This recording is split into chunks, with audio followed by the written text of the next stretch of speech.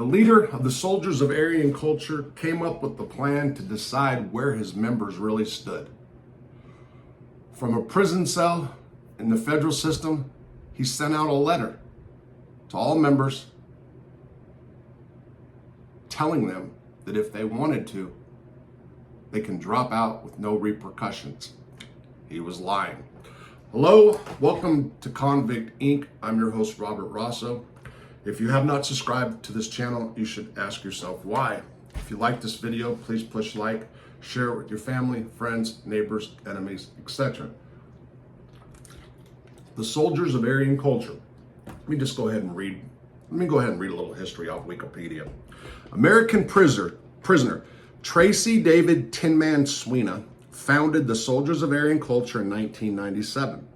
According to TRACY, Swena's brother Steve, TRACY had been influenced to establish a white power group after an Aryan Brotherhood affiliate introduced him to white supremacist literature sometime in the mid to late 90s. Prior to that, Steve Swena alleges that his brother was a non-racist who was once part of a multiracial street gang and an avid fan of hip-hop music. By the way, years ago I did an article for Guerrilla Convict, and I said just that Tinman was in the Utah system, ran into an AB affiliate out of California who indoctrinated him with white literature, and poof, the soldiers of Aryan culture were born. Now, this gang, SAC, has grown into a reputable prison gang whose territory, according to reports, are Utah, Texas, Massachusetts, however you say it, Pennsylvania, Montana, Virginia, Georgia. I don't know about all that. I know that they're big in the feds and they spread out and they have tentacles that reach out large and far. Okay? Large and far. Far and wide, whatever. So the soldier of Aryan culture operate both inside and outside prison walls and are classified as a security threat group. SAC officers outside prisons stay in contact with those inside correctional facilities and communicate orders by phone. The gang is organized by a paramilitary-esque ranking structure consisting of generals, captains, lieutenants, sergeants, and soldiers. The more criminal activity that a member engages in, the more likely they advance to higher rank. According to the Southern Poverty Law Center, boo-hoo, Southern Poverty Law Center, SAC members rose through the ranks by committing violence against Hispanic and Black inmates chosen at random. Note, never, ever, ever in a million years trust the Southern Poverty Law Center. They are a liberal Jewish group, and I'm not saying that bad about the Jewish, but they are just so like anti-white people. And they really smut. They put more on prison gangs. Like, for example, I'm going to give you a perfect example right now.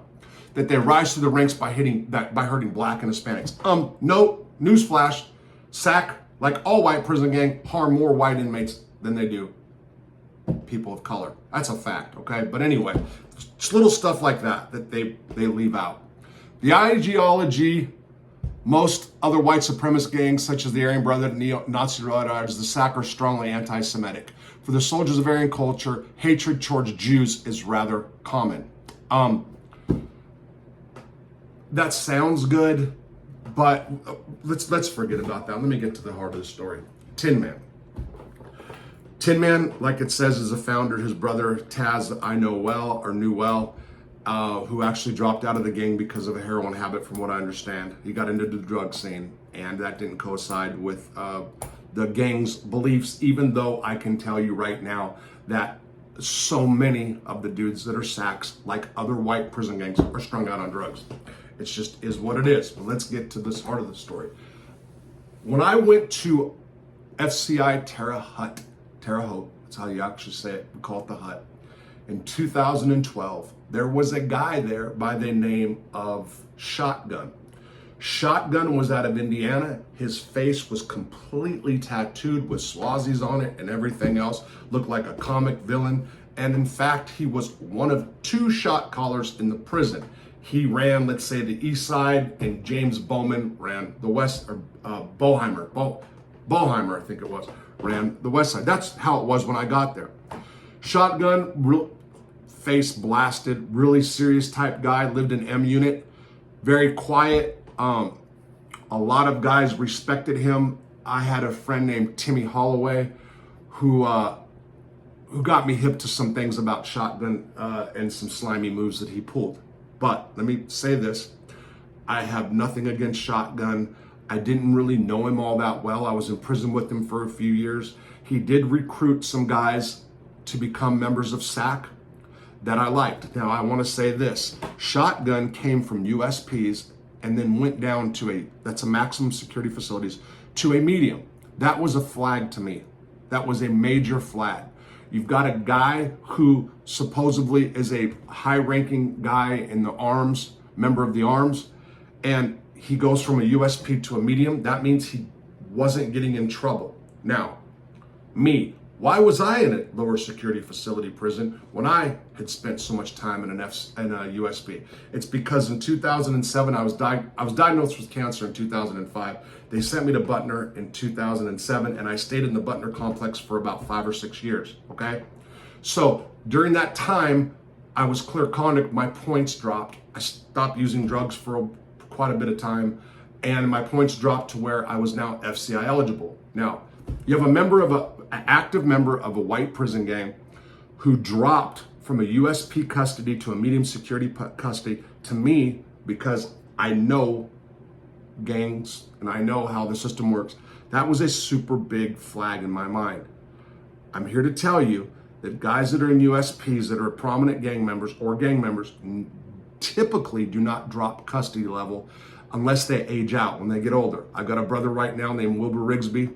Wilbur, people know him in the system. He is an FCI. I was kind of amazed by that because Wilbur stays in trouble. He aged out. When you get older, your points can drop. If you don't get into too many serious problems for a while, again, that has to do with age, you drop down custody level. Shotgun was still in his 30s or 40s at this time, all right? So there were people whispering behind his back, like, they thought he was actually a SAC dropout. They thought maybe he was hot, he was a snitch, and that happens with everybody, so I don't put any credence in that. Timmy said some things about how he did a dirtbag move on a drug deal, which I knew to be true, but such is the game of drugs in prison, that's sometimes it bees like that. Sometimes you get burned. Sometimes you front the wrong person and the person will outright steal from you, or sometimes they'll just spin you to death to where you just like tap out, like, okay, I don't even want the money, to stop with the stories. Shotgun was one of those. Good tattoo artist, by the way. Pulled a couple guys that are really good guys. Jay, shout out to you, by the way. I always liked you, I always still do. But let's get to the shotgun and the Tinman incident. Tinman decides to come up with a bullshit story because SAC was spreading far and wide, and there was a lot of SAC members that they pulled that did not need to be gang members. This is one of the common mistakes that gangs make, especially new gangs in prisons. They will patch anybody and everybody, or they basically patch people for numbers, okay? They're not looking at the quantity. They're not looking at the quality, they're looking at the quantity. The Aryan Brotherhood, the original white gang members, they went for quality over quantity. Since that time, other gangs have went for quantity over quality, and SAC is no exception. Tinman, and I don't know this, but I know it because I was in the white gang mix. Tinman decides one day, his gang is big and full of a bunch of pieces of shit. He needs to figure out what he's gonna do. So he writes a letter to the members of his gang saying, listen, we only want like the best. I'm paraphrasing, I didn't see the letter, but I know about it. We only want the best. If your heart's not into it, now's the time. You got a free pass. You can drop out now and nothing will happen. One of the people who decides to say, okay, brother, I love you. My heart will always be SAC, bro. I will always bleed SAC, but I've got a different agenda.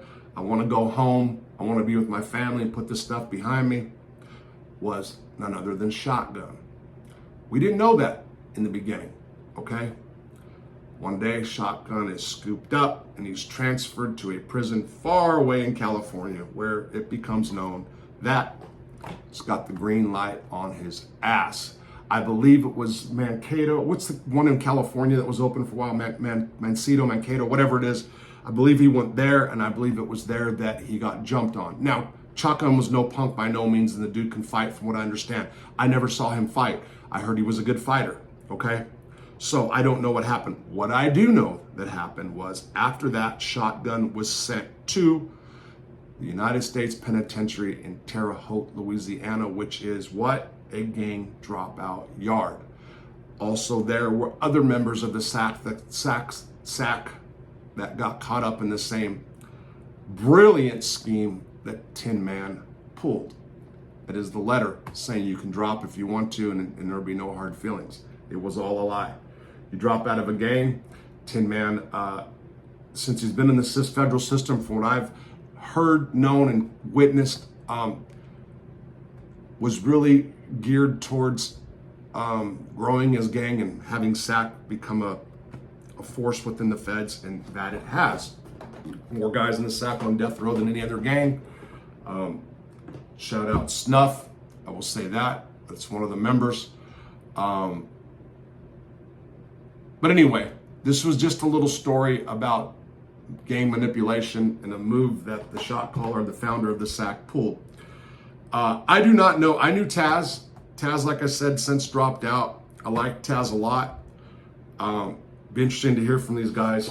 I know there'll be some that'll say, you know, because I'm on YouTube saying this stuff, you're a piece of shit, blah, blah, blah. And I said many times, and almost every time I talk about him, I have to say that I have mad respect for Tinman. Forget white ideology, forget prison gang, forget everything. This guy came from being a lover of hip hop, as his brother said, and I knew from the past, a lover of hip hop and a multiracial gang. We called them Yo Boys, also Wiggas, to a white supremacist shot caller. He evolved, and he will go down in prison gang history. Absolutely will. Some people might think that's a stretch.